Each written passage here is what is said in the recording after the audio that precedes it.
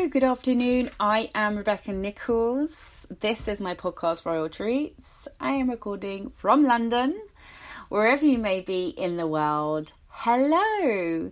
So glad to be with you today. Now, this is my first ever podcast that's going beyond 15 minutes. I just thought I'd throw that in at the beginning to give you a little bit of a warning, because I know normally you've been listening to my podcast, you'll know they're only 15 minutes, quite short, but get to the point. But I felt, this is time I started to go a little bit deeper as we're going up into the higher chakras and the higher energies, where we're starting to really feel ourselves. Are you feeling yourself? If you've been following along through the podcast, and if you haven't, I do recommend you go right back to the beginning and listen to this podcast that I've been sharing so far: birth struggles, root chakras, feeling supported in the root, the relationship you have with your parents, sacral chakra, where we deal with all about creativity and passion, purpose. Solar plexus is where we find our courage and our confidence and our power. Heart chakra is where we find that we are here to just love and enjoy love and be love and express love and receive love and give love, and it's all about love. And we let go of the grief and the guilt and the shame and the hurt and the pain and all the things that have happened in our past. Forgiveness is obviously very important for us to move forward in life. As we get to the throat chakra, which I've been talking about this week, in my previous podcast I was talking about balancing the throat. This is all about communication. This is all about self-expression. This is all about leadership. You can't lead people into a place when you don't know who you are as a being. I think, you lead people from a place of knowledge. And that's knowledge of self more than anything. Not necessarily what you know and what exists in the world. And, so much knowledge out there in terms of what is and what isn't. But the knowledge of yourself is the most important knowledge you have. Until you really know yourself, you'll never know yourself, and you'll never know another human being until you know yourself. You can only meet people as deeply as you've met yourself, and that's clarity. So until you know yourself, you won't ever know and be able to get to know another human being. You just won't be comfortable in that space, I guess, which takes. I think it can take quite a while to get to this point in many people's lives. My purpose is to get people there quicker, sooner rather than later. Yeah, because it took me 20 odd years from my awakening, my first awakening, when my Kundalini was awakened when I was 14, and that's when I went into the pure white light. Since then, I went on a real roller coaster journey of ups and downs and darkness, and trying to figure out who I am on this planet, and eventually got there. I'd love people to get there sooner than me. I think at 34 to be able to start your life is quite late, really. But everything happens for a reason, right? So I think the fact that I've gone through so much darkness, and I share and I'm quite open about the things that have gone on, especially that I talk about in my autobiography, The Journey to Queendom. It's something I think can help many, many people, because I think we need huge amounts of empathy, and we need to be able to relate to people. We need to go, I get it, I've been there. I really do get it. I know how you feel. I know what you're experiencing. I know what's going on in your mind. I know how you're feeling within your soul. I get it. And I don't think you can lead from a place of unsurety. You have to be really sure of yourself to lead others. This is why I've lost faith in the education system. Because I spend time with these people, around these people, looking and observing, and I see people for who they are, more so than they see themselves for who they are. That's the gift. That's my psychic abilities that I have this discernment, I have this vision, this clarity of people's existence and how they are and who they are and how they're showing up, and authenticity, and if they're coming to me in a way that I can really see them. I was saying the other day that I really don't know if I can trust people that can't look me in the eye, and I don't know if that's something that's common, that other people feel that way. And I always believe that eyes, they never lie. If you can look someone in the eye, then you know that they are honest and genuine and trustworthy, and kind of, if you can look someone in the eye, you're looking into their soul a little bit. And that's how I see things. But I know some people have their reasons for not wanting to look at you, and it doesn't mean they're not trustworthy. I just feel maybe they're not very confident in themselves as well. I think I had a lot of issues with looking people in the eye when I was younger, because I was just really introvert, really shy, really unsure of a lot of things. I wasn't taught to have confidence. And I think you do have to be taught to have confidence in yourself when coming into human contact with other people. I'm forever looking at people in the eye now, by the way. I kind of like give them stares, stare them out. I don't really. So let's talk about choice. Why not? Power of choice. Because we all have this power of choice. We have this personal authority over our lives. We are the authority in our world. No one has authority over you. No one. We've put people in power. Of course we have. We've put them there. We've put them there to be controlled. But we don't need controlling. We need knowledge of ourselves more than we need to be controlled.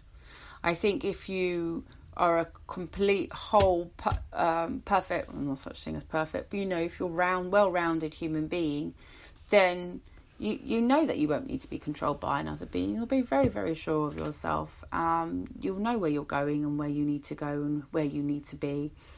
And that will, again, it takes some time. So if you feel like you have no will, or you feel that you can't use your voice, it will leave you feeling very unbalanced and uncentered and unsure. And if you feel like you're giving your power away, and this could be very, very easily done, and most people give away their power because they don't want to get into any kind of confrontation with anyone. And people choke on their words, and they stutter, and they kind of like can't get the words out. They can't say it. They want to say this, or there's so much that we want to say, but we're scared of saying it. You could be out of just balance in so many ways. You might feel that expressing yourself is not acceptable, which is a shame. Which is a shame. People are like, oh, you can't say that, you can't do that, you can't be that, you can't do that. No. And that's based on who they are. That's not based on who you are. Because they would never do it. I mean, there's things that I do that people would never dream of doing. Oh my God, I'd never be able to go live on a Facebook video. Oh God, no. Could never be able to go live on Instagram. Haven't got the confidence, haven't got the courage. Oh, I could never do a podcast. Could never talk to people. Imagine, everyone hearing me. And maybe even these stories are popping up for me in the past. I think there's probably the confidence I have now hasn't always been there. I think we need to be able to allow others to have their opinions and choices in life, understanding that they are the creator and authors of their lives, and that they have free will, like everyone else on this planet. We have free will. We are responsible for ourselves, but we are not responsible for others. Not even our children. We're not responsible for them. The minute you decide to let them go, I'm talking properly, they'll flourish, they'll grow, they'll be the beings they need to be in this life. This need for control is only creating more chaos, because religion is more or less control, and we've gone to wars and killed people and destroyed people and destroyed. It's very upsetting. We've destroyed like Assyria. I mean, I don't like to talk about these things because it is upsetting that what extent humans have gone to in order to control. I don't see borders. I don't see language. I see humans. I see love. I don't see all that nonsense that other people see in the world sometimes. I believe that we're all beautiful beings, just walking each other home. And I think we should give each other space and love and honour each other for who we are. Yeah? I mean, I feel very honoured for who I am, because I know that I'm here doing great stuff. And I mean, not just for me, but for the world. I mean, I do it a lot for me because it's all about the creative chakra and the sacral chakra, and I talk and I share and I write and I do this, the podcasting, and I get on stage and I talk to people. I write books, I write blog posts, I just connect with as many humans as possible because I want them to feel what I feel every day when I wake up.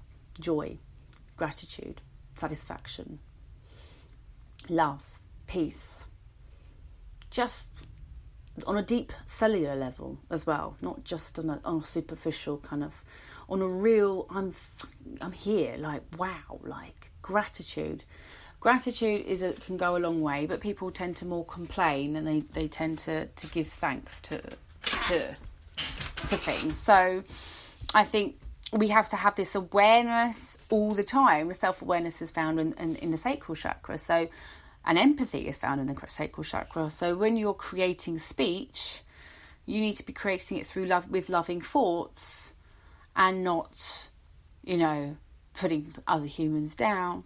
It's okay to express yourself, but of course within limits. You have to be respectful. And basically saying the right thing at the right time. And this is where you can observe yourself.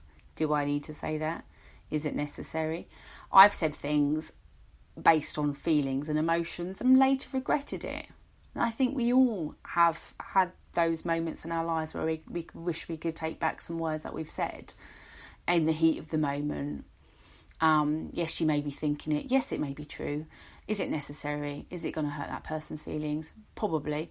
But then at the same time, someone's always going to get hurt somewhere. Someone's always going to get offended. So, can you really win? It's a fine line. It's a fine line. So, I think we just have to have always this awareness of what we're saying, how we're saying it, when we're saying it, think about it. Communication is key to successful life.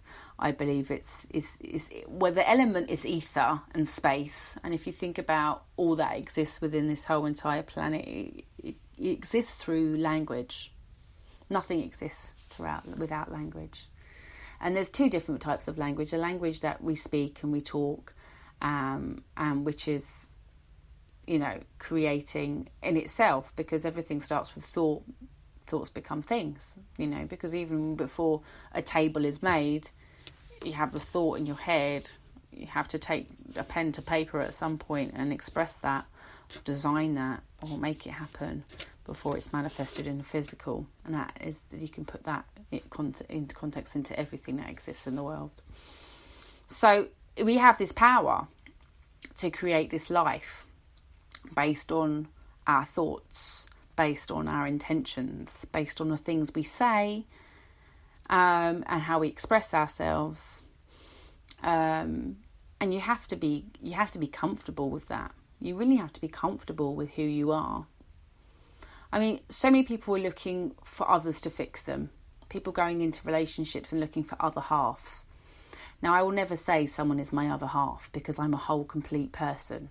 I'm not going into a relationship looking for someone to complete me, because I'm already complete.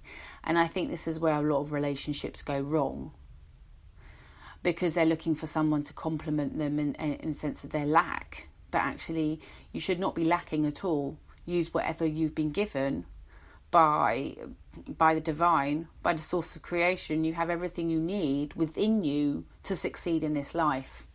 So if you go into a relationship or a partnership, you are complementing each other in many ways, but adding value to each other's lives, but without feeling like if that person left, they'd be taking part of you with them. Your heart is your own. You cannot lose it. You cannot give it away.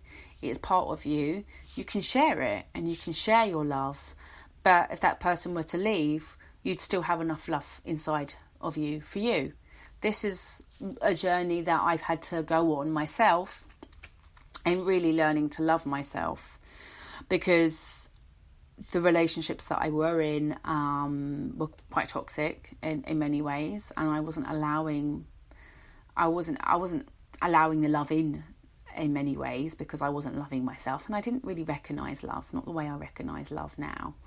I didn't understand love, and that's due to partly due to the upbringing, of course, that I had with my mum and the issues that went on there.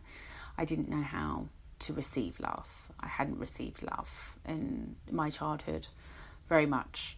So it was quite, it was a very negative, very cold environment.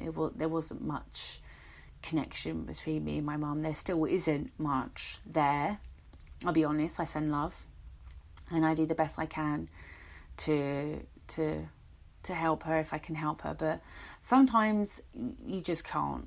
You can send people the love, you can wish them the well, you can hope that one day they'll get it and they'll see it, because it's a personal journey to self-love. It's not something people can show you and teach you and give it to you and give you examples of ways to love yourself. But I think we're full of layers. We have to pull back some layers. Like Shrek, and Shrek says, we're like onions and full of layers. But until you get to the really core heart of who you are, you will never really love another being. I truly believe that. I think I was very much attention seeking and very much needed a lot of validation throughout my life to feel the love, and that's not really healthy. So you get into codependency and you get into attachment, and I think we need to be as very much as non-attached as possible. Sounds really bad, doesn't it? But it helps others as well. The detachment thing is very necessary. It's very necessary. Something I want to talk a lot more on, and I think it probably needs a complete different podcast for that, because we can go really into understanding codependency and attachments and stuff like that. Some ways that we can clear and balance the throat chakra is through communication, by listening to people, letting people be heard. So actually, even you just being here on this podcast and you're listening to me is a very good way of practicing and balancing your throat chakra, because you're hearing me, you're listening and you're taking it all in. And balanced throat chakra is about talking as well as it is about listening. And that's the balance. If you're always constantly talking in a relationship and you're not letting your partner speak, then there's going to be an imbalance there. And I think we all have the right to be heard. That's very important. And I think silence is very powerful. And actually that's an activity to use in the throat chakra. So actually spend time meditating in silent and just really listening to yourself, listening to your inner thoughts. Very, very powerful. The voice of the throat chakra, it's, I know my truth. I speak my truth.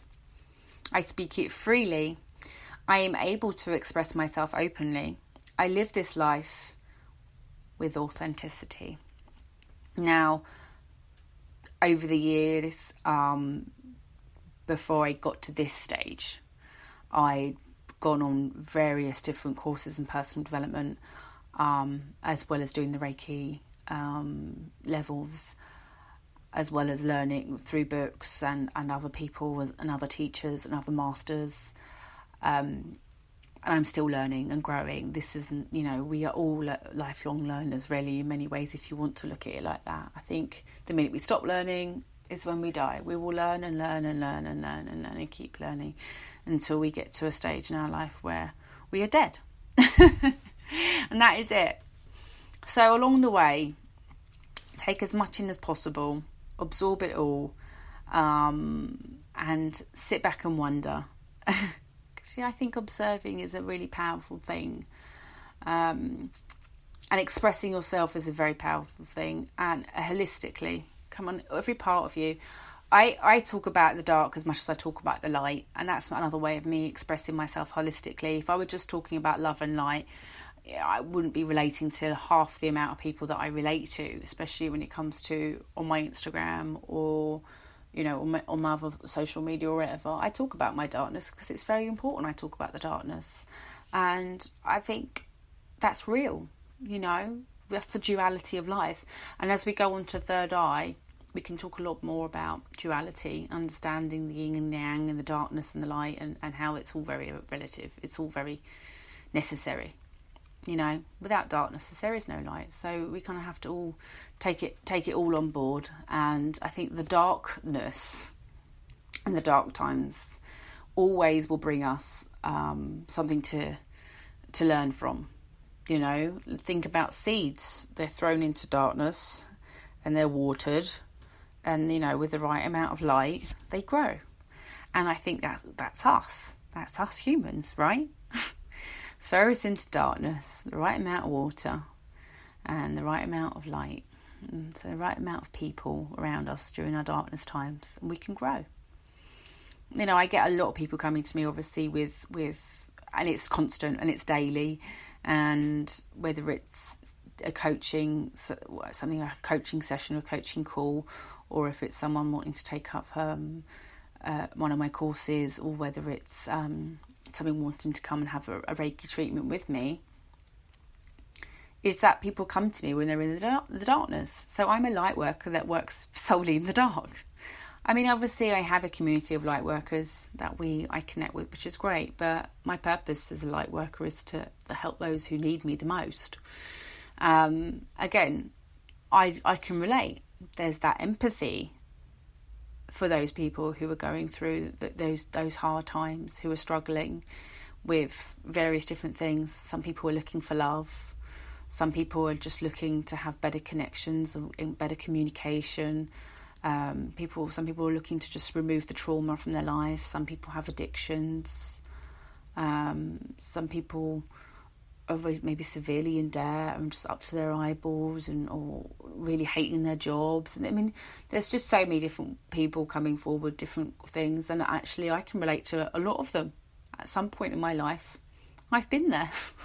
So it's kind of nice to be able to get help from someone who's been there, who can see the situation, who can give you a solution maybe. So a lot of my counselling and coaching is very intuitive, which I think is very great to have that as well. Not just kind of like, oh, maybe you should do this, but actually, this is how it worked for me. Maybe you should try that too. And that's, again, a lot to do with the programs that I do as well, is that people really get to the nitty gritty of who they are, and they learn from that, and they move forward. And that's it. It's all about moving forward in life. Even when we fail, we don't ever fail. We kind of pick ourselves back up. We learn from our mistakes, and we move forward. Yay. So I'm going to spend the next 7 minutes, because I think I will finish up at 30 minutes. I don't want to go over 30 minutes, because I think also, again, it's a lot of time to sit here and listening to me. And of course, I really appreciate you being present. If these things pop up for you, and these are things that you say about yourself on a regular basis, that you might have a blockage in your throat chakra.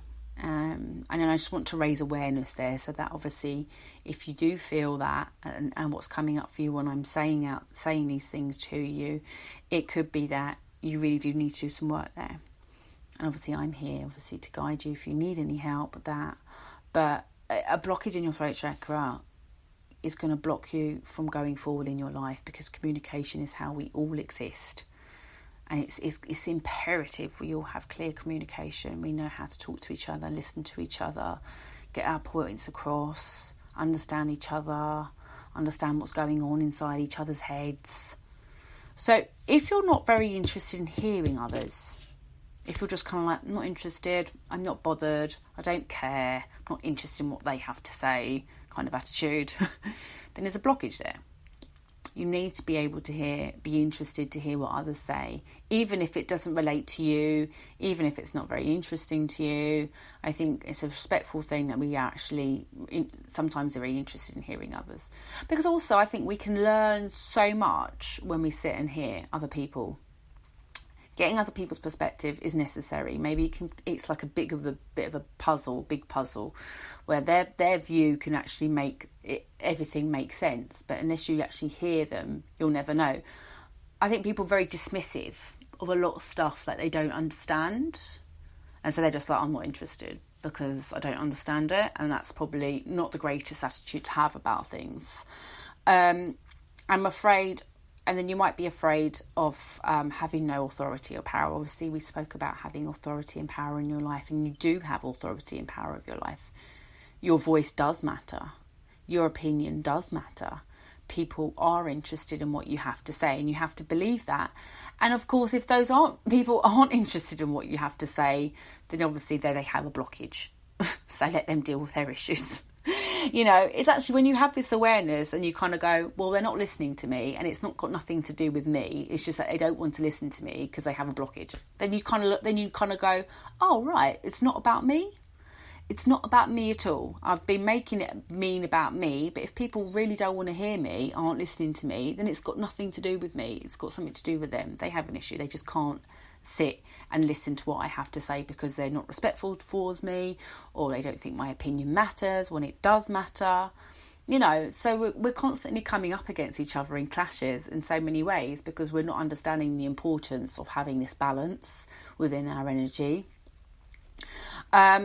You might be letting others do the talking for you.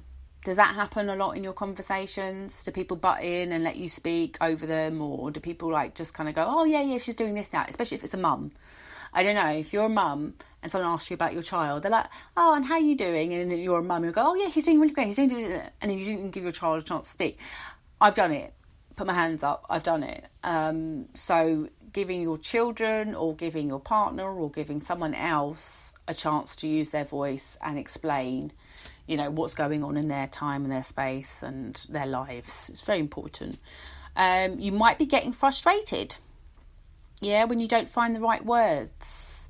And I think that can happen a lot. I always get my clients, people I'm coaching on the course, to write a lot down. And I've always said that I think there's so much power in writing. Obviously, as a writer, I'm going to be advocating a lot to do with writing, but it's a really great way of communicating if you're struggling to talk and get the right words out. I think when we put it out onto paper, it becomes something else. That's just how I see things. Sometimes you actually might think it's pointless to speak, that no one's listening to you, and so therefore you just don't say anything because you're kind of like, well, what's the bloody point? No one's listening. And you might be afraid or fearful of speaking honestly, terrified of being misunderstood. Yeah, I've always felt like I've been a bit misunderstood, but I'm not frightened of being misunderstood. I understand if people don't understand me, they don't understand me. Simple. It's got nothing to do with me. I'm only responsible for what I say. I'm not responsible for what you understand. And if you can't come to me and be like, sorry, I didn't get that. I didn't understand what you said. Then I'll be like, oh, I might be able to explain it to you better. But, it's not my fault if you're not coming forward and asking me, oh, what did you mean by that? Yeah. So you might feel unheard. You might not talk or get into, you might not get into debates or some other things because you're afraid of confrontations. Are you one of the people or maybe you're always getting into debates, where it means that you're kind of very overactive in your throat chakra when you're always getting into debates. And you might be holding back on things to say. You might be really wanting to say stuff, but you're not. Or you could be easily raged. You could get really angry very quickly when you're not being heard. Or that can happen, especially as a mother, when your children aren't hearing you, right? You're not listening to me. And then, etc. So the common thing with your throat chakra, you'll know if you've got a blockage there. You'll have tonsillitis in a young child. If you currently get it a lot as a child, then it could be that your mum is not giving you a chance to talk, or that you're over talking. You're not letting your mum hear, one of those ones. But you'll get sore throats. It's a very common thing. So if you've got a sore throat, which could lead to so many other different things, or always very phlegmy in your throat, lots blocked up there, then that's a clear indication. But also if you've got thyroid problems, that's an imbalance in your throat chakra too. So, and it's a really bad one. Of course, Hashimoto's that's another problem there. So it could be that actually you're just too much talkative, overactive, or you're not saying the right things, or you're not giving people a chance to express themselves fully. So these are all things that have to have that awareness yet again, because without the awareness, we just keep repeating and going into the same cycles, and we don't make any progress in our lives. We could create a lot of unnecessary trauma and drama when we're out of balance.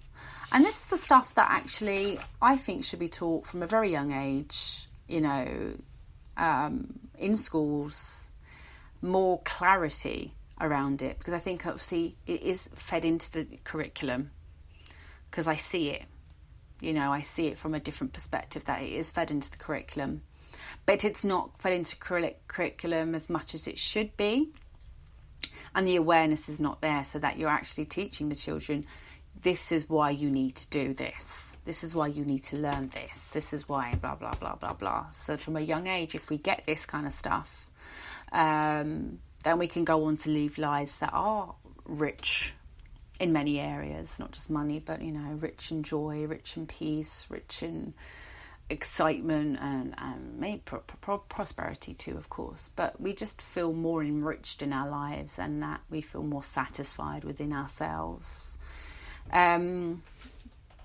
You might be giving your power away too much.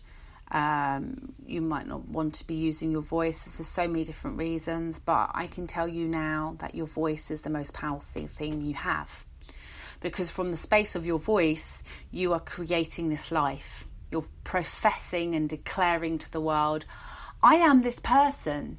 This is who I am. This is what I'm here to do. So it's a really powerful exercise.